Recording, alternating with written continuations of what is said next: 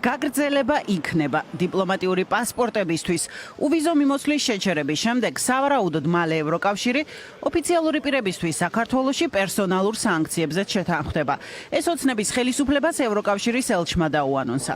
სანქციების დასაწესებლად წევრი ქვეყნების ერთსულოვანი პოზიციაა საჭირო, რასაც უნგრეთი და სლოვაკეთი არ ეთანხმებიან, მაგრამ მუშაობა პოზიციის შესაჯერებლად გრძელდება. სანქციებზე დისკუსია წევრ სახელმწიფოებთან გაგრძელდება. სამწუხაროდ ერთსულოვნება ჯერ კიდევ არ არსებობს. არიან წევრი სახელმწიფოები, რომლებიც არ უერთდებიან ამას. მაგრამ ვიცი რა ევროპული ლიდერშიპის ერთგულება ჩვენ ვწდით, დაუბრუნდებით და ვიმუშავებთ ერთსულოვნების მიღწევაზე, რაც აუცილებელია სანქციების დაწესებისთვის.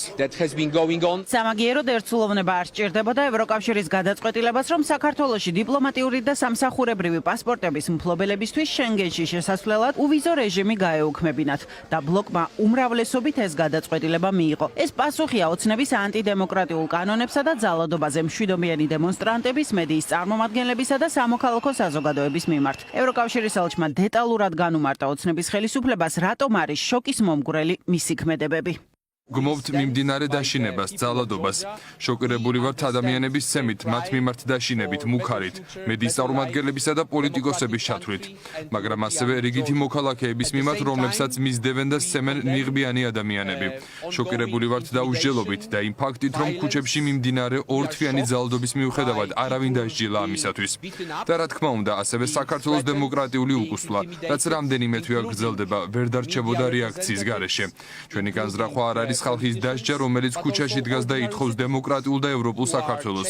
ჩვენი განზრახვაა მათი დასჯა, ვინც პასუხისმგებელია რეპრესიებზე, დაშინებაზე, მიმდინარე ძალადობაზე. ევროკავშირის პასუხი როგორც უდიდესი რეპუტაციული ზიანი ქართული ოცნებისთვის. ამაზე ლაპარაკობენ ანალიტიკოსები საქართველოში. ისინი განმარტავენ, რომ დიპლომატიურ და სამსახურებრივი პასპორტებისთვის უვიზო მიმოსვლის შეზღუდვა იმაზე გაცილებით დიდი პრობლემაა ოცნებისთვის, ვიდრე ტექნიკური გადაწყვეტილება, როგორც ამას ეგრეთ წოდებული საგარეო საქმეთა მინისტრი მაკა ბოჭორიშვილი უწოდებს. თუ დიქტატურა ხარ, ფეხებზე კიდია, თუ ავტოკრატია ხარ, ფეხებზე კიდია და თუ ევროპა გინდა, ეს უზარმაზარი რეპუტაციული ზიანი. უყურებთ, რომ ავტოკრატია მხოლოდ ღრმავდება და არა პირიქით, ბუნებრივია, ჩვენ რასაკვირველია, გვაქვს უპირველეს ყოვლისა ჩვენი თავისი მედი, საქართველოს მოქალაქეები ჩვენი თავისი მედი, მაგრამ ბუნებრივია, ჩვენ გვაქვს ჩვენი პარტნიორების, მოკავშირეების იმედი. ივანიშვილის წარმომადგენლები არიან რეჟიმის წარმომადგენლები და არა ხელისუფლების წარმომადგენლები, ანუ მათი ლეგიტიმაცია ცალსახად დგება კითხვის ქვეშ, რაც არის კიდეც ამ ეტაპზე მთავარი მოთხოვნა. ჩვენ ყველას გვესმის, რომ ეს არის გრძელვადიანი ბრძოლა, ასევე გვესმის ყველას, რომ ოლიგარქის რეჟიმი ხვალდაზე ძალაუფლებას არ დათმობს. ამ შესაძლებლობას ზღუდავს ის, რომ საერთაშორისო პარტნიორები რეჟიმს იზოლაციაში მოაქცევენ და ეს არის პირველი ნაბიჯი ამისკენ.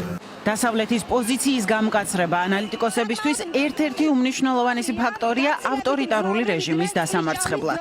ამდენი ნეგატივი, ამდენი სანქცია, ეხლა ეს არავის არ უხარია. თუმცა უნდა ვაღიაროთ, ეს არის შეიძლება ერთადერთი ქმედითი ზომა, რითაც შეიძლება დააბრუნოს საქართველოს ხელისუფლება იმ საკონსტიტუციო ჩარჩოში, რა კონსტიტუციო ჩარჩოზე ჩემი შეფასებით ის არის გასული. მე არ მინდა რომ ჩემი მოქალაქეები დაზარალდნენ, იმიტომ რომ ბიზნე ივანიშვილმა იყიდა ეს ქვეყანა რა და ეხლა ის ერთ-ერთი მონოპოლარი, რაც დიდი ხანი ვიწვალეთ და აშკარად ყველა მოქალაქეზე იყო იზოლაბილიზაცია. არავითარ შემთხვევაში არ უნდა დაზარალდეს, მაგრამ სამწუხაროდ ქართული ოცნება ყველაფერს აკეთებს იმისთვის, რომ ეგეც დავკარგოთ.